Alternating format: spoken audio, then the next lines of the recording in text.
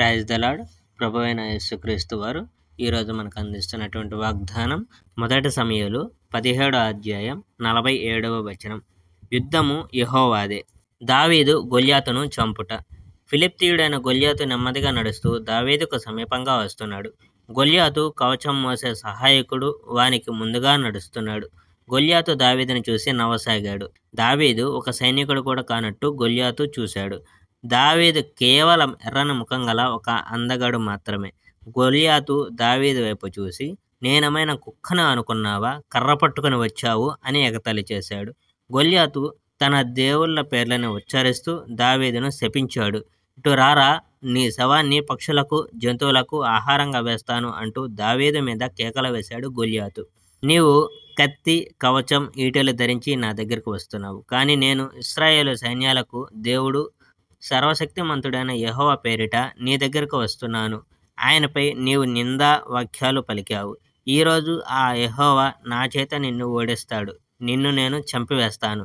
ఈవేళ నేను నీ తల నరికి నీ శవాన్ని పక్షులకు, అడవి జంతువులకు ఆహారంగా వేస్తాను. మిగిలిన ఫిలిష్తీయులందరికీ అలాగే చేస్తాము. అప్పుడు ఇశ్రాయేలీయుల్లో దేవుడు ఉన్నాడని ప్రపంచం అంతా తెలుసుకుంటుంది. ప్రజలను రక్షించాలంటే యెహోవాకు కత్తులు, కటారులు అక్కర్లేదని ఇక్కడున్న వారంతా తెలుసుకుంటారు. ఈ యుద్ధం యెహోవాదే.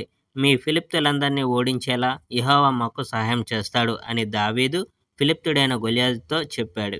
ఫిలిష్తీయుడైన గొల్యాతు దావీదు మీద పడడానికి మెల్లగా దగ్గరకు వెళ్ళాడు. దావీదు గొల్యాతును ఎదుర్కోవడానికి వేగంగా పరిగెత్తాడు. దావీదు తన సంచిల నుండి ఒక రాయి తీసి ఒడిసెలలో పెట్టి దాన్ని విసిరాడు. ఆ రాయి ఒడిసెల నుండి వెళ్ళి గొల్యాతు నుదుటి మీద గట్టిగా తగిలింది. ఆ రాయి అతని తలలోనికి లోతుగా దూసుకుపోయింది. గొల్యాతు ఒక్కసారిగా నేల మీద బోర్ల పడ్డాడు.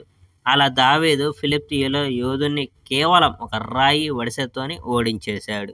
ఒక దెబ్బతో వారిని చంపివేశాడు. దావీదు చేతిలో కనీసం కత్తి కూడా లేదు. కనుక దావీదు పరుగున పోయి పడి ఉన్న గొల్యాతు పక్కన నిలబడ్డాడు. తర్వాత దావీదు గొల్యాతు ఉరలో ఉన్న కత్తిని లాగి దానితోనే గొల్యాతు తలను నరికివేశాడు. అలా దావీదు ఫిలిష్తీయుల వీరుణ్ణి హతమార్చాడు.